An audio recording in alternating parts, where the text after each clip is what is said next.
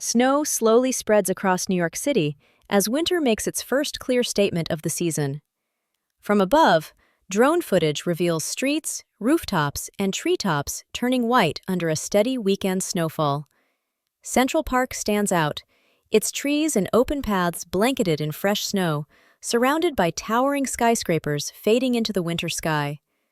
Captured on Sunday, December 14, the snowstorm marks the arrival of colder conditions for residents across the city. The aerial views show a quiet transformation as one of the world's busiest urban landscapes settles into a familiar winter rhythm.